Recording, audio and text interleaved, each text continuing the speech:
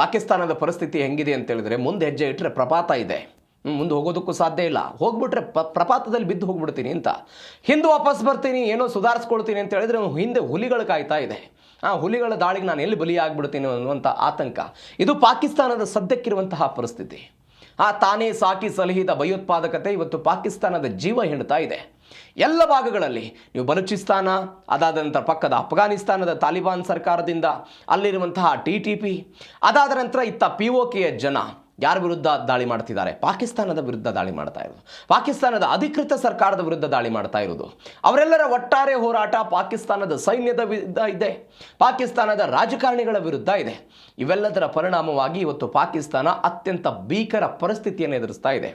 ಪಾಕಿಸ್ತಾನ ನೋಡಿ, ಅಮೆರಿಕ ಮತ್ತು ಇರಾನ್ ನಡುವೆ ನಾನು ಮಾತುಕತೆಯನ್ನು ನಡೆಸಿ ಶಾಂತಿ ದೂತ ಅನ್ನುವಂಥ ಒಂದು ಹಳೆ ಪಟ್ಟೆಯನ್ನು ತೆಗೆದುಕೊಳ್ಳಬೇಕು, ವಿಶ್ವಸಂಸ್ಥೆಯಲ್ಲಿ ನನಗೊಂದು ಪಟ್ಟ ಸಿಗಬೇಕು, IMFನಿಂದ ಸಾಲ ಸಿಗಬೇಕು, ಚೀನಾದಿಂದ ಹೆಚ್ಚು ಸಾಲ ಸಿಗಬೇಕು, ಅಮೆರಿಕಾದಿಂದ ಸಾಲ ಸಿಗ್ತಾ ಇರೋದೆಲ್ಲ ಸ್ಥಗಿತ ಆಗ್ತಾ ಇದೆಯಲ್ಲ, ಅದನ್ನು ವಾಪಸ್ ಎಲ್ಲ ಪಡೆದುಕೊಳ್ಳಬೇಕು ಅನ್ನುವಂಥ ಕುತೂಹಲದ ಭಾಗವಾಗಿ ಅದನ್ನೆಲ್ಲವನ್ನು ನೋಡ್ತಾ ಇತ್ತು. ಆದರೆ ಇವತ್ತು ಪಾಕಿಸ್ತಾನದ ಪರಿಸ್ಥಿತಿ ಸ್ವತಃ ತಾನೇ ಸಾಕಿದಂತಹ ಸಂಘಟನೆಗಳಿಂದ ಹೀನಾಯ ಸ್ಥಿತಿಗೆ ಹೋಗುವಂಥ ಮಟ್ಟಕ್ಕೆ ಬಂದಿದೆ. ಏನೇನಾಯಿತು ಬೆಳವಣಿಗೆ? ಭಯೋತ್ಪಾದನೆಯನ್ನು ಉಸಿರಾಗಿಸಿಕೊಂಡಿದ್ದಂತಹ ಪಾಕಿಸ್ತಾನ ಇವತ್ತು ಉಸಿರಾಡೋದಕ್ಕೂ ಕೂಡ ಸಾಧ್ಯವಾಗದಂತಹ ಭೀಕರ ಸ್ಥಿತಿಗೆ ಬಂದಿದೆ. ಏನು? ಭಸ್ಮಾಸುರನಿಗೆ ಬಲಿಯಾದಂತಹ ಪಾಕ್. ಜೂನ್ 27ನೇ ತಾರೀಕಿಗೆ ಒಂದು ಘಟನೆ ಆಯಿತು. ಜಮಾತ್ ಉಲ್ ಅಹ್ರಾರ್ ಎನ್ನುವಂಥ ಒಂದು ಉಗ್ರ ಸಂಘಟನೆ, TTPಯ ಅಂಗಸಂಸ್ಥೆಯಾದಂತಹ ಈ ಸಂಘಟನೆ ಪಾಕಿಸ್ತಾನದ ಒಂದು ಪ್ರದೇಶದ ಮೇಲೆ ದಾಳಿ ಮಾಡಿತು. ಭದ್ರತಾ ಪಡೆಗಳ ಪ್ರಧಾನ ಕಚೇರಿ, ರೇಂಜರ್ಸ್ ಪಡೆ ಅಂತ ನಾವೇನು ಕರಿತೀವಿ ಪಾಕಿಸ್ತಾನದ್ದು, ಆ ರೇಂಜರ್ಸ್ ಪಡೆಗಳ ಭದ್ರತಾ ಪಡೆಗಳ ಮೇಲೆ ದಾಳಿ ಮಾಡೋ ಪ್ರಯತ್ನವನ್ನು ಮಾಡಿದರು. ದಾಳಿಯ ಭಾಗವಾಗಿ 29 ಮಂದಿ ಬಲಿ ಬಿದ್ದರು. TTP ಉಗ್ರರಿಂದ ಪಾಕ್ ಸಂವಿಧಾನಕ್ಕೆ ಸವಾಲು. ನಾನು ಮೊನ್ನೆ ಕೂಡ ಹೇಳಿದೆ ಇದನ್ನು. ಅವರು ಪಾಕಿಸ್ತಾನದ ಈ ಸರ್ಕಾರವನ್ನು ಒಪ್ಪೋದಕ್ಕೆ ಸಾಧ್ಯ ಇಲ್ಲ. ಅವರು ಹೇಳುವಂಥದ್ದು ಇಸ್ಲಾಂ ತತ್ವ ಅಥವಾ ಮುಸ್ಲಿಂ ದೇಶದ ಅನ್ನುವಂಥ ಒಂದು ಹಣೆಪಟ್ಟಿಯನ್ನು ಕಟ್ಟಿಕೊಂಡು ಪಾಕಿಸ್ತಾನ ಏನು ಸಪ್ರೇಟ್ ಆಗಿದೆ, ಅಲ್ಲಿ ಸರ್ಕಾರ ಇರಬಾರ್ದು, ಅದರ ಬದಲಾಗಿ ಮುಸ್ಲಿಂ ಕಾನೂನುಗಳಿರಬೇಕು ಅಂತ ಅವರ ಬಯಕೆ ಇದೆ. ಆ ನಿಟ್ಟಿನಲ್ಲಿ ನಮ್ಮದೊಂದು ಆಡಳಿತ ಇರಬೇಕು ಅನ್ನೋ ಕಾರಣಕ್ಕಾಗಿ ಪಾಕಿಸ್ತಾನದ ಸರ್ಕಾರವನ್ನು ಕೆಳಗಿಳಿಸಬೇಕು, ಅಲ್ಲಿಯ ಅಧಿಕೃತ ಸರ್ಕಾರವನ್ನು ಕೆಳಗಿಳಿಸಬೇಕು ಅನ್ನುವ ಕಾರಣಕ್ಕಾಗಿ ಅವರೊಂದು ಪ್ರಯತ್ನವನ್ನು ಪಡ್ತಿದ್ದಾರೆ. ಇದರ ಭಾಗವಾಗಿ ಇದೀಗ ಅಫ್ಘಾನ್ ತಾಲಿಬಾನ್ ಬೆಂಬಲಿತ TTP ಉಗ್ರರೆಲ್ಲ ಪಾಕಿಸ್ತಾನದ ಮೇಲೆ ದಾಳಿ ಮಾಡಿದ್ರು. ಶರಿಯಾ ಕಾನೂನು ಇರಬೇಕು ಅಂತ ಅವ್ರು ಹೇಳ್ತಾ ಇರೋದು. ನಮ್ಮನ್ನು ಹೇಳಿದ್ದೇನೆ, 80ರಲ್ಲಿ ಅಫ್ಘಾನಿಸ್ತಾನದಿಂದ ಕೆಲವೊಂದಿಷ್ಟು ಜನ ನಿರಾಶ್ರಿತರಾಗಿ ಬರ್ತಾರೆ, ಅವರಿಗೆ ಇವರು ತರಬೇತಿ ಕೊಡ್ತಾರೆ. ತರಬೇತಿ ನಂತರ ಇವರೇ ಒಂದು ತಾಲಿಬಾನ್ ಅಂತ ಹೇಳಿದ್ರು ವಿದ್ಯಾರ್ಥಿಯ ಮುಂದೆ ಒಂದು ಸಂಘಟನೆ ಆಗುತ್ತೆ ತಾಲಿಬಾನ್ ಅಂತ. ಅದೇ ತಾಲಿಬಾನಿಗೆ ಇವರು ಒಂದು ರೆಡ್ ಕಾರ್ಪೆಟ್ ಹಾಕಿ ಅವರಿಗೆ ಸಹಾಯ ಮಾಡೋದು, ಹಣ ಕೊಡೋದು, ಅವ್ರಿಗೆ ಬೇಕಾದ ಶಸ್ತ್ರಾಸ್ತ್ರಗಳನ್ನು ಕೊಡೋದು ಎಲ್ಲವನ್ನ ಮಾಡಿದರು. ಅದಾದ ನಂತರ ತಾಲಿಬಾನ್ನವರು ಅಫ್ಘಾನಿಸ್ತಾನವನ್ನು ವಶಪಡಿಸಿಕೊಳ್ಳುವಂತಹ ಸಮಯದಲ್ಲಿ ಪಾಕಿಸ್ತಾನದ ಅಧ್ಯಕ್ಷರುಗಳು, ಪ್ರಧಾನಿಗಳೆಲ್ಲ ಸಹಾಯ ಮಾಡಿದ್ದನ್ನು ನಾವೆಲ್ಲ ನೋಡಿದ್ವಿ. ಬಟ್ ಇವತ್ತು ಅವರೇ ಇವರ ವಿರುದ್ಧ ಮುಗಿಬೀಳ್ತಾ ಇರೋದು. ಮತ್ತೊಂದು ಕಡೆ ಭಯೋತ್ಪಾದನೆ ನಿಲ್ಲುವ ತನಕ ಹನಿ ನೀರಿಲ್ಲ ಅಂತ. ಇದೇ ಸಿಂಧು ನದಿ ನೀರಿನ ವಿಚಾರಕ್ಕೆ ಸಂಬಂಧಪಟ್ಟಂತೆ ಅವರು ನೀರು ಬಿಡಬೇಕು ಅಂತ ಹೇಳ್ತಿದ್ದಾರೆ, ಭಾರತ ಬಿಡಲ್ಲ ಅಂತ. ಸಿಂಧು ನದಿ ನೀರಿನ ಒಪ್ಪಂದ ಸ್ಥಗಿತಗೊಳಿಸಿ ಭಾರತ ಒಂದು ಜಲವ್ಯೂಹವನ್ನು ಮಾಡ್ತಾ ಇದೆ. ಅಂದರೆ ಯುದ್ಧದ ಭಾಗ ಇದು. ಕೇವಲ ನೇರವಾಗಿ ಯುದ್ಧದ ಭಾಗವಾಗಿಯೂ ಕೂಡ ಇದನ್ನು ಹೀಗೆ ತಡೆ ಹಿಡಿದು ಅಲ್ಲಿಯ ಜನರನ್ನ ಅಥವಾ ಪಾಕಿಸ್ತಾನವನ್ನು ವಿಲವಿಲ ಅನ್ಸೋದು. ಪಹಲ್ಗಾಮ್ ದಾಳಿಯ ನಂತರ ಇದೆಲ್ಲ ಆಗಿದ್ದನ್ನು ನೋಡಿದ್ವಿ. ಭಯೋತ್ಪಾದನೆ ಮತ್ತು ಮಾತುಕತೆ ಜೊತೆಯಾಗಿ ಸಾಗೋದಕ್ಕೆ ಸಾಧ್ಯ ಇಲ್ಲ ಅಂತ ವಾರ್ನಿಂಗ್ ಕೊಟ್ಟಿದ್ವಿ. ಅಂತಾರಾಷ್ಟ್ರೀಯ ವೇದಿಕೆಗಳಲ್ಲಿ ಪಾಕ್ ಕೂಗಾಕೊಳ್ತು. ಅದಾದ ನಂತರ ಇದೇ ಇಸ್ಲಾಮಾಬಾದ್ನಲ್ಲಿ ಒಂದು ಅಂತಾರಾಷ್ಟ್ರೀಯ ಸಮ್ಮೇಳನವನ್ನು ಮಾಡಿದರು. ವಿಶ್ವಸಂಸ್ಥೆ ಗಮನಕ್ಕೆ ತರಬೇಕು, ವಿಶ್ವ ಬ್ಯಾಂಕ್ನ ಸಹ ಗಮನಕ್ಕೆ ತೆಗೆದುಕೊಂಡು ಬರಬೇಕು ಅಂತ. ಯಾವುದಕ್ಕೂ ಕೂಡ ಭಾರತ ಬಗ್ಲಿಲ್ಲ. ಎಲ್ಲಕ್ಕಿಂತ ಹೆಚ್ಚಾಗಿ ಪರಮಾಣು ದಾಳಿ ಮಾಡ್ತೀವಿ, ಪರಮಾಣು ಯಾವ ಕಾರಣಕ್ಕಾಗಿದೆ, ಪ್ರದರ್ಶನಕ್ಕಿಲ್ಲ ಅಂತೆಲ್ಲ ಅವರು ಹೇಳಿದ್ದನ್ನು ನಾವು ನೋಡಿದ್ದೀವಿ. ಆದರೆ ಯಾವ ಕಾರಣಕ್ಕೂ ನಾವು ಬದಲಾಗಲ್ಲ ಅಂತ. ಪಾಕ್ ಬದಲಾಗದೇ ಇದ್ದರೆ ನೀರಿನ ಹಂಚಿಕೆ ಕನಸಿನ ಮಾತು ಅಂತ ವಿದೇಶಾಂಗ ಇಲಾಖೆ ಸ್ಪಷ್ಟವಾಗಿ ಹೇಳ್ತಾ ಇದೆ. ಪಾಕಿಸ್ತಾನ ತನ್ನ ಸ್ಥಿತಿಗತಿಯನ್ನು ಬದಲಾಯಿಸ್ಕೊಳ್ಬೇಕು, ಅದು ಭಯೋತ್ಪಾದನೆಗೆ ಸಪೋರ್ಟ್ ಮಾಡೋದು. ಅಲ್ಲಿ ಅನೇಕ ಜನ ಟೆರರಿಸ್ಟ್ಗಳಿದ್ದಾರೆ, ಅವರಿಗೆ ಸಾಕಿ ಸಲ್ಲುತ್ತಾ ಇದ್ದಾರೆ. ಅವರನ್ನು ಭಾರತದ ವಿರುದ್ಧ ಇವರು ಚೂ ಬಿಡೋ ಪ್ರಯತ್ನವನ್ನು ಮಾಡ್ತಾರೆ. ಆ ಅಕ್ಷಮ್ಯ ಅಪರಾಧ ಏನಿದೆ ಅದು ಮೊದಲು ಕಡಿಮೆ ಆಗಬೇಕು ಅಥವಾ ಅದು ಸಂಪೂರ್ಣವಾಗಿ ನಿರ್ನಾಮ ಆಗಬೇಕು, ಅಂದಾಗ ಮಾತ್ರ ಮಾತುಕತೆ ಅಂತ. ಇತ್ತೀಚೆಗಷ್ಟೇ ಭಾರತದ ಕೆಲ ರಾಜಕಾರಣಿಗಳು ಮತ್ತು ಪಾಕಿಸ್ತಾನದ ಕೆಲ ನಾಯಕರುಗಳೆಲ್ಲ ಒಂದು ಪತ್ರ ಬರೆದಿದ್ದಲ್ಲ, 117 ಜನ. ಭಾರತ ಮತ್ತು ಪಾಕಿಸ್ತಾನದ ನಡುವೆ ಮಾತುಕತೆಗಳಾಗಬೇಕು, ಮಾತುಕತೆಯ ನಂತರ ರಾಜತಾಂತ್ರಿಕ ಸಂಬಂಧಗಳನ್ನು ಬೆಳೆಸಬೇಕು, ಅಟಾರಿ ಗಡಿಯ ಮುಖಾಂತರ ವ್ಯಾಪಾರ ವ್ಯವಹಾರಗಳನ್ನು ಮತ್ತೆ ಶುರು ಮಾಡಬೇಕು. ಎಲ್ಲ ಪತ್ರಗಳು ಬಂದಾಗ ನಂತರವೂ ಕೂಡ ಕೇಂದ್ರ ಸರ್ಕಾರ ಏನು ಹೇಳ್ತು, ನಾವು ಇವತ್ತು ಹೇಳ್ತಾ ಇಲ್ಲ, ಕಳೆದ ಬಾರಿ ಏಪ್ರಿಲ್ ತಿಂಗಳಲ್ಲಿ ಹೇಳಿದ್ದೀವಿ, ರಕ್ತ ಮತ್ತು ನೀರು, ಭಯೋತ್ಪಾದನೆ ಮತ್ತು ನೀರು ಏಕಕಾಲಕ್ಕೆ ಹರಿಯೋದಕ್ಕೆ ಸಾಧ್ಯ ಇಲ್ಲ. ಭಯೋತ್ಪಾದನೆ ಮತ್ತು ಶಾಂತಿ ಮಾತುಕತೆ ಒಂದೇ ವೇದಿಕೆ ಮೇಲೆ ಚರ್ಚೆ ಆಗೋದಕ್ಕೆ ಸಾಧ್ಯ ಇಲ್ಲ. ಹೀಗಾಗಿ ನಾವು ಯಾವ ಕಾರಣಕ್ಕೂ ಇಲ್ಲ ಅಂತ ಅವರು ಎಚ್ಚರಿಕೆ ಕೊಡೋ ಪ್ರಯತ್ನವನ್ನು ಮಾಡಿದ್ರು. ಇದೀಗ ವಿದೇಶಾಂಗ ಇಲಾಖೆಯು ಕೂಡ ಅದನ್ನು ಹೇಳ್ತಾ ಇದೆ. ಮತ್ತೊಂದು ಪಾಕ್ ಪರಮಾಣು ಬೆದರಿಕೆಗೆ ಬಗ್ಗದ ಭಾರತ. ನದಿ ನೀರು ತಡೆದ್ರೆ ಕೈ ಕತ್ತರಿಸ್ತೀವಿ ಅಂತ ಪಾಕ್ನ ಸಚಿವ ಮುಸಾದಿಕ್ ಮಲ್ಲಿಕ್ ಇಂಥ ಅನೇಕ ಜನ ಹೇಳಿಕೆ ಕೊಟ್ಟು ಹೋಗ್ಬಿಟ್ಟಿದ್ದಾರೆ. ಪಾಕಿಸ್ತಾನದ ಇತಿಹಾಸದಲ್ಲಿ ಭಾರತದ ವಿರುದ್ಧ ಹೇಳಿಕೆ ಕೊಡದೇ ಇರುವಂಥ ವ್ಯಕ್ತಿಗಳು ಯಾರಿದ್ದಾರೆ, ಆ ಹೇಳಿಕೆಗಳನ್ನು ಕೊಟ್ಟು ರಾಜಕಾರಣದ ಬೇಳೆಯನ್ನು ಬಯಸ್ಕೊಂಡಿದ್ದಾರೆ. ಈ ಪಾಕಿಸ್ತಾನದಲ್ಲಿ ಏನೋ ಸಮಸ್ಯೆ ಶುರುವಾಯಿತು, ಏನೋ ಪ್ರತಿಭಟನೆ ಆಗ್ತಾ ಇದೆ, ಜನದಂಗೆ ಆಗ್ತಾ ಇದೆ, ಅವರನ್ನು ಡೈವರ್ಟ್ ಮಾಡೋದಂಗೆ ಭಾರತದ ವಿರುದ್ಧ ದಾಳಿ ಮಾಡ್ತೀವಿ ಅಂತ ಅಲ್ಲಿ ಪ್ರಚೋದನೆ ಮಾಡುವ ಪ್ರಯತ್ನವನ್ನು ಮಾಡೋದು. ಈ ವ್ಯಕ್ತಿಗಳದ್ದು ಹಾಗೆ ತಮ್ಮ ವೈಫಲ್ಯವನ್ನು ಮುಚ್ಚಿಕೊಳ್ಳೋದಕ್ಕೆ ಭಾರತವನ್ನು ಎತ್ತಿ ಕಟ್ಟುವ ಪ್ರಯತ್ನ, ಕೈ ಕತ್ತರಿಸ್ತೀವಿ ಅಂತ. ಇಶಾಕ್ ದಾರ್, ಪಾಕ್ನ ಉಪ ಪ್ರಧಾನಿ, ಈ ವ್ಯಕ್ತಿ ಹೇಳ್ತಾನೆ, ಪರಮಾಣು ಯುದ್ಧದ ಎಚ್ಚರಿಕೆಯನ್ನು ಕೊಟ್ಟ. ಹಿಂದೆ ವಿಶ್ವಸಂಸ್ಥೆಯಲ್ಲಿ ಮಾತನಾಡಿದವರು ಇದ್ದಾರೆ, ಸ್ವತಃ ಪಾಕಿಸ್ತಾನದಲ್ಲಿ ಅನೇಕ ಜನ ಮಾತನಾಡಿದವರು ಇದ್ದಾರೆ. ನಾವು ಯಾವುದೇ ಕಾರಣಕ್ಕೂ ಬಳಸಲ್ಲ ಅಂತ ಭಾರತ ಒಂದು ದೊಡ್ಡ ಮಟ್ಟದ ಡಿಸಿಷನ್ ಇದೆ, ಯಾವ ಕಾರಣಕ್ಕೂ ನಾವು ಬಗ್ಗಿಲ್ಲ.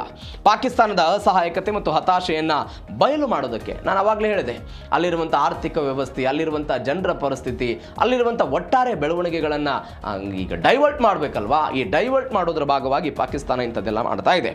ಸಾರ್ವಭೌಮ ರಾಷ್ಟ್ರದ ನಿರ್ಧಾರದ ಮೇಲೆ ಮಧ್ಯಸ್ಥಿಕೆದಾರರಿಗೆ ಅಧಿಕಾರವಿಲ್ಲ ಅಂತ ಯಾವುದೇ ದೇಶ ಇದೇ. ನಾವು ಅವಾಗಲೇ ಸೌದಿ ಅರೇಬಿಯಾ ಮತ್ತು ಪಾಕಿಸ್ತಾನದ ಈ ವಿಚಾರದ ಬಗ್ಗೆ ಮಾತನಾಡ್ತಾ ಇದ್ವಲ್ಲ, ಈ ಕಾಶ್ಮೀರ ವಿಚಾರಕ್ಕೆ ಬಂದಾಗಲೂ ಕೂಡ ಭಾರತ ಖಂಡಿತವಾಗಿ ಹೇಳ್ತು, ಯಾವ ಸೌದಿ ಅರೇಬಿಯಾ ಅಲ್ಲ, ಯಾವ ದೇಶವೂ ಕೂಡ ಮಧ್ಯಸ್ಥಿಕೆಯನ್ನು ವಹಿಸಲ್ಲ ಅಂತ. ಇದು ಸಮಸ್ಯೆ ಇರೋದು ಯಾರು? ಪಾಕಿಸ್ತಾನ ಮತ್ತು ಭಾರತದ ನಡುವೆ. ಪಾಕಿಸ್ತಾನ ಮತ್ತು ಭಾರತದ ನಡುವೆ ಇಂಥ ಸಮಸ್ಯೆ ಇದೆ, ಇದನ್ನು ಇವರಿಬ್ಬರೇ ಮಾತ್ರ ಬಗೆಹರಿಸ್ಕೊಳ್ಬೇಕು. ಸೌದಿ ಅರೇಬಿಯಾ ಬರುತ್ತೆ, ಅಮೆರಿಕ ಬರುತ್ತೆ, ಅಥವಾ ಇರಾನ್ ಬರುತ್ತೆ.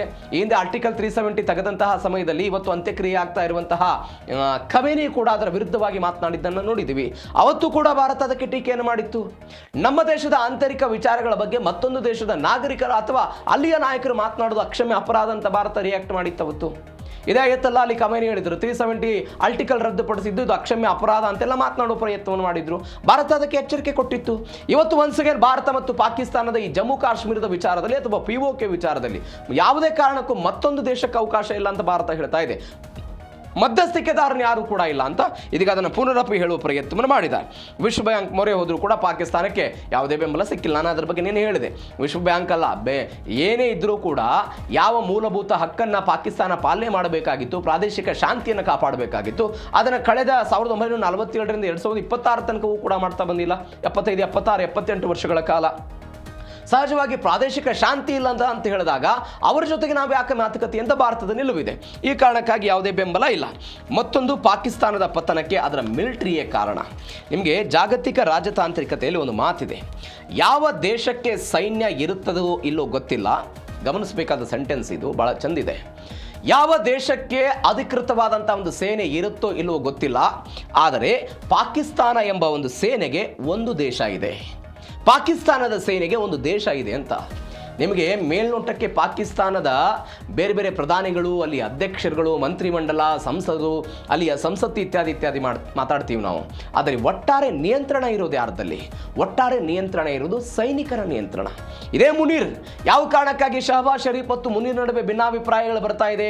ಅಮೆರಿಕ ಈ ಹಿಂದೆ ಇಮ್ರಾನ್ ಖಾನ್ ಅವರನ್ನು ಕೆಳಗಿಳಿಸುವಂತಹ ಸಮಯದಲ್ಲಿ ಸೈನಿಕರನ್ನು ಹೆಂಗೆ ಬಳಸ್ಕೊಂಡಿತ್ತು, ಅನೇಕ ಬಾರಿ ಚರ್ಚೆ ಮಾಡಿದ್ದೀವಿ ನಾವು. ಇದೇ ಸೈನ್ಯದ ಆಡಳಿತ ಅನೇಕ ಬಾರಿ ಅಧಿಕೃತ ಪ್ರಧಾನಿಗಳನ್ನು ಕೂಡ ಕೆಳಗಿಳಿಸಿದ್ದನ್ನು ನೋಡಿದ್ದೀವಿ. ಯಾರ್ಯಾರು ಸೇನಾ ಮುಖ್ಯಸ್ಥರುಗಳಾಗಿದ್ರೋ ಆ ಸೇನಾ ಮುಖ್ಯಸ್ಥರು ಪಾಕಿಸ್ತಾನದಲ್ಲಿ ಯಾವ ಜನರಿಂದ ಆಯ್ಕೆಯಾಗಿ ಪ್ರಧಾನಮಂತ್ರಿ ಹುದ್ದೆಗೆ ಬಂದಿರ್ತಾರಲ್ಲ ಅವರನ್ನ ಕೆಳಗಿಳಿಸಿ ತಾವು ಅಧಿಕಾರಕ್ಕೆ ಬಂದಿದ್ದ ಉದಾಹರಣೆಗಳು ಅನೇಕ ಬಾರಿ ನಾವು ನೋಡಿದ್ದೀವಿ ಪಾಕಿಸ್ತಾನದ ಇತಿಹಾಸದಲ್ಲಿ. ಮತ್ತೊಂದು ಗಮನಿಸಬೇಕಾದಂತಹ ಸಂಗತಿ ಅಂತ ಹೇಳಿದರೆ, ನೀವು ನೋಡಿ, ಯಾವ ಅಮೆರಿಕ, ಇರಾನ್ ಮತ್ತು ಅಮೆರಿಕಾದ ಮಾತುಕತೆಗಳನ್ನು ಅಮೆರಿಕ ಯಾರ ಜೊತೆ ಮಾತನಾಡಬೇಕಾಗಿತ್ತು? ಒಬ್ಬ ಜನಪ್ರತಿನಿಧಿಯ ಜೊತೆಗೆ ಮಾತನಾಡಬೇಕಾಗಿತ್ತು, ಶರೀಫ್ ಅವರ ಜೊತೆಗೆ ಮಾತನಾಡಬೇಕಾಗಿತ್ತು. ಆದರೆ ಪುನರಪಿ ಮುನೀರ್ ಯಾಕೆ ಬಂದರು ಈ ವಿಚಾರದಲ್ಲಿ? ಅಂದರೆ ಇದರ ಅರ್ಥ ಪಾಕಿಸ್ತಾನದಲ್ಲಿ ಅಧಿಕೃತ ಸರ್ಕಾರಕ್ಕಿಂತಲೂ ಕೂಡ ಸೇನೆಗೆ ಒಂದು ದೊಡ್ಡ ಹಿಡಿತಾ ಇದೆ. ಸೇನೆಯ ಎಲ್ಲ ಕಂಟ್ರೋಲನ್ನು ಕೂಡ ಮಾಡ್ತಾ ಇರೋದನ್ನು ನೋಡ್ತಾ ಇದ್ದೀವಿ. ಆ ಸೇನೆ ಕಂಟ್ರೋಲ್ ಮಾಡ್ತಾ ಇದ್ದರ ಪರಿಣಾಮವಾಗಿ ಇವತ್ತೇನು ಪರಿಸ್ಥಿತಿ ಆಗ್ತಾ ಇದೆ ಅಂತ ಹೇಳಿದ್ರೆ, ಪಾಕಿಸ್ತಾನದ ಒಟ್ಟಾರೆ ಪತನಕ್ಕೆ ಅದು ಕಾರಣ ಆಗ್ತಾ ಇದೆ.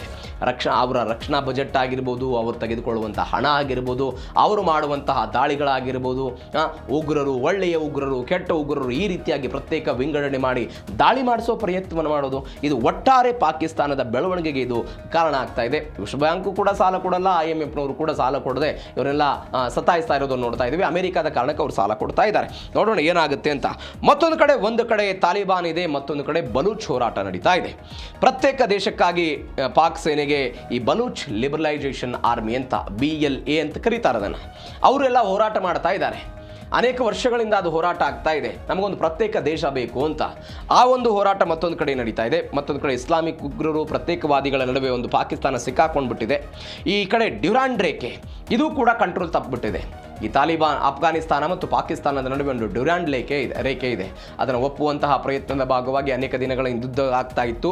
ಇದೀಗ ಅಧಿಕೃತವಾಗಿ ಅದು ಕೂಡ ತಪ್ಪು ಹೋಗಿದೆ. ಜುಲೈ 1ರಿಂದ ಅದನ್ನು ಅವರು ಘೋಷಣೆ ಮಾಡಿಕೊಳ್ಳುವ ಪ್ರಯತ್ನವನ್ನು ಮಾಡಿದ್ದಾರೆ. ಇದು ಪಾಕಿಸ್ತಾನದ ನಡುವೆ ಆಗ್ತಾ ಇರುವಂತಹ ಬೆಳವಣಿಗೆ. ಇದೀಗ ಅವರೇನೋ ಜುಲೈ 10ನೇ ತಾರೀಕಿನಿಂದ ಏನೋ ಯಾರಾದರೂ ಅಫ್ಘಾನಿಸ್ತಾನದವರು ಯಾರ್ಯಾರು ಪಾಕಿಸ್ತಾನದಲ್ಲಿದ್ದಾರೆ ಅವರೆಲ್ಲ ಕಂಡಲ್ಲಿ ಅವರನ್ನು ಹಿಡಿದು ಅವರವರ ದೇಶಕ್ಕೆ ಓಡಿಸಬೇಕು ಅಂತ ಪಾಕಿಸ್ತಾನದವರೆಲ್ಲ ನಿರ್ಧಾರ ಮಾಡಿದ್ದಾರಂತೆ. ಇದು ಒಟ್ಟಾರೆ ಪಾಕಿಸ್ತಾನದ ಬೆಳವಣಿಗೆ, ಪಾಕಿಸ್ತಾನದಲ್ಲಿ ಏನಾಗ್ತಾ ಇದೆ ಅಂತ.